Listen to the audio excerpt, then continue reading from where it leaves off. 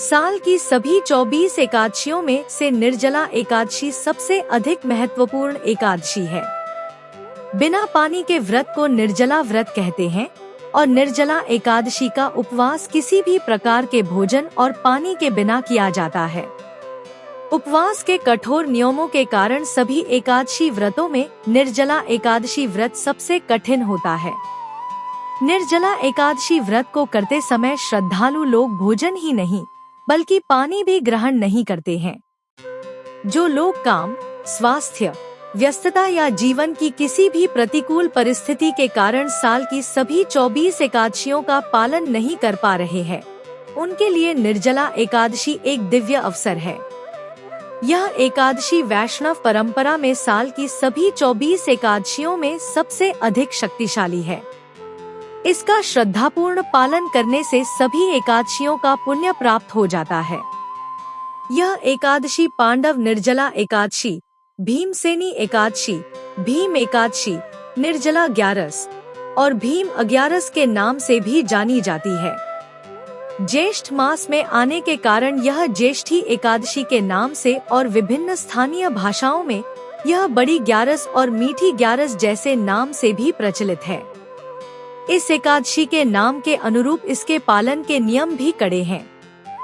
अन्य एकादशियां जहां व्रत में फल और दूध ग्रहण करने की अनुमति देती है, वहीं इसके विपरीत निर्जला एकादशी का व्रत सूर्योदय से अगले सूर्योदय तक यानी 24 घंटे बिना अन्न और जल ग्रहण करे रखना होता है। व्रत के दौरान भक्तों को ज्यादा से ज्यादा भगवद गीता का पाठ, हरे कृष्ण महामंत्र का जप, भगवान विष्णु की उपासना, हरिनाम संकीर्तन, सेवा और दान जैसे भक्तिमय कार्यों में अपना समय व्यतीत करना चाहिए। आज के वीडियो में हम जानेंगे 2026 में निर्जला एकादशी कब है, निर्जला एकादशी कब से कब तक है, निर्जला एकादशी का महत्व क्या है, निर्जला एकादशी पारण समय क्या है। चलिए वीडियो शुरू करते हैं। निर्जला एकादशी 2026 कब है? इस साल ज्येष्ठ माह के शुक्ल पक्ष की एकादशी तिथि का आरंभ 24 जून को शाम 6:12 पर होगा। वहीं इसका समापन 25 जून को रात 8:09 पर होगा। चूंकि एकादशी तिथि का उद्यकाल 25 जून को प्राप्त हो रहा है, इसलिए उद्या तिथि के आधार पर निर्जला एकादशी का व्रत 25 जून 2026 गुरुवार को मान्य होगा। क्या है निर्जला एकादशी जी पूजा विधि, चलिए जानते हैं। निर्जला एकादशी के दिन सूर्योदय से पहले उठें, स्नान करें और स्वच्छ वस्त्र पहनें। पीले या सफेद वस्त्र विशेष रूप से शुभ है, क्योंकि पीला रंग भगवान विष्णु का प्रिय रंग है। स्नान के बाद भगवान विष्णु की प्रतिमा के सामने बैठें और भगवान विष्णु को प्रसन्न करने के उद्देश्य से द्वादशी तक संपूर्ण निर्जला एकादशी व्रत रखने का संकल्प लें। पूजा आरंभ करने से पहले तुलसी के पत्ते, पीले फूल, पंचामृत, चंदन का लेप, घी का दीपक, अगरबत्ती, मौसमी फल और ताजा जल जैसी सामग्री एकत्र करें। तुलसी भगवान विष्णु को अत्यंत प्रिय है। पीले फूल जैसे गेंदा या चंपा पूजा में अर्पित किए जाते हैं।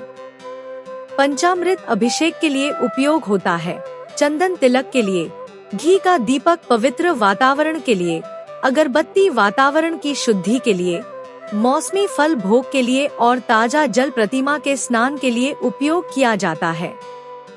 पांडव निर्जला एकादशी का पूरा दिन भगवद गीता का पाठ, हरे कृष्ण महामंत्र जप और हरि नाम संकीर्तन में व्यतीत करें। सूर्यास्त के समय सायंकालीन आरती करें। भगवान को ताजा तुलसी के पत्र अर्पित करें, नया घी का दीपक जलाएं और मौन में भगवान विष्णु के सामने प्रार्थना करें। परिवार के साथ मिलकर निर्जला एकादशी व्रत कथा सुनने का यह सर्वोत्तम समय है।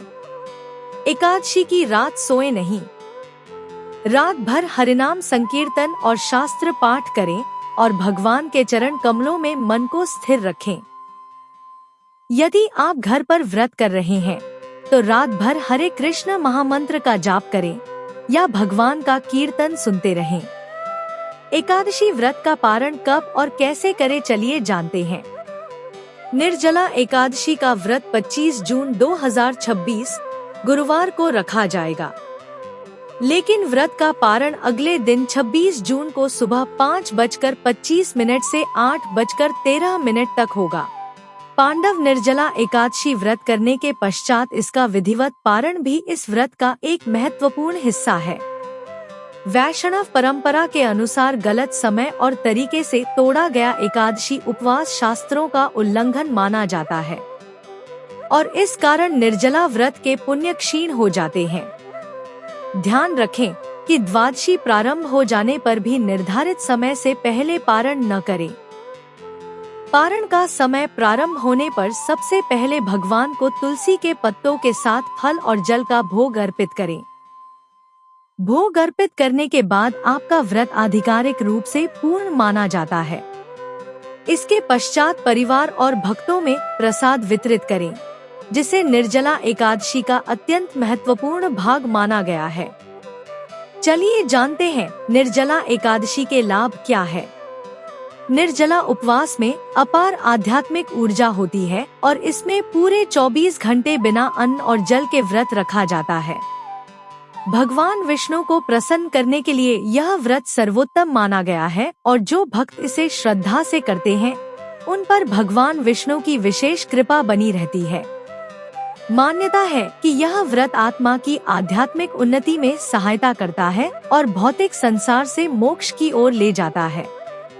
जो लोग वर्ष भर की अन्य एकादशियों का पालन नहीं कर पाते उन्हें भी इस एक निर्जला एकादशी का व्रत अवश्य करने की सलाह दी जाती है, क्योंकि यह सभी 24 एकादशियों के बराबर पुण्य प्रदान करती है। शारीरिक रूप से यह उपवास शरीर को विषैले तत्वों और संचित अपशिष्ट पदार्थों को बाहर निकालने में सहायता करता है तथा पाचन तंत्र को विश्राम देता है। निर्जला एकादशी दान। इस दिन जल दान सर्वश्रेष्ठ क्यों है? हिंदू धर्म में दान और करुणामयी सेवा को भगवान को अर्पित पुण्यकारी कर्म माना जाता है। निर्जला एकादशी पर किया गया दान अन्य एकादशियों की तुलना में अत्यंत शुभ और फलदायी माना गया है। महर्षि वेद व्यास ने स्वयं भीमसेन को बताया था कि निर्जला उपवास पूर्ण करने के बाद गरीबों और ब्राह्मणों को भोजन कराना व्रत के संपूर्ण फल की प्राप्ति के लिए आवश्यक पूरे दिन भक्ति, जप और आध्यात्मिक साधना में समय बिताने से मन में शांति, भावनात्मक संतुलन और इंद्रिय नियंत्रण विकसित होता है। अब हम जानेंगे निर्जला एकादशी दान। इस दिन जल दान सर्वश्रेष्ठ क्यों है? हिंदू धर्म में दान और करुणामयी सेवा को भगवान को अर्पित पुण्यकारी कर्म माना जाता है। निर्जला एकादशी पर किया गया दान अन्य एकादशियों की तुलना में अत्यंत शुभ और फलदायी माना गया है। महर्षि वेद व्यास ने स्वयं भीमसेन को बताया था कि निर्जला उपवास पूर्ण करने के बाद गरीबों और ब्राह्मणों को भोजन कराना व्रत के संपूर्ण फल की प्राप्ति के लिए आवश्यक है। निर्जला एकादशी मई से जून की तीव्र गर्मी में आती है, इसलिए इस दिन प्यासे लोगों को जल पिलाना विशेष पुण्यदायी माना गया है। जब व्यक्ति स्वयं निर्जल व्रत करता है तब उसे दूसरों की प्यास का वास्तविक अनुभव होता है और यही भावना इस दान को अत्यंत करुणामयी बनाती है। जल के अतिरिक्त इस दिन निम्न वस्तुओं का दान भी किया जा सकता है: जल, हाथ के पंखे और छाते, मिट्टी के घड़े, मटका, मीठा जल या शरबत, मौसमी फल, भोजन और वस्त्र, जूते चप्पल।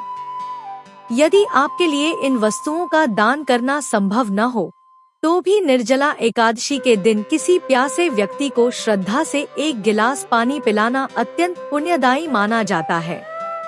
आशा करती हूँ यह जानकारी आप सभी को पसंद आई होगी। वीडियो पसंद आया हो तो वीडियो को एक लाइक और चैनल को सब्सक्राइब जरूर करिएगा। मिलते हैं अगले वीडियो में। नमस्कार।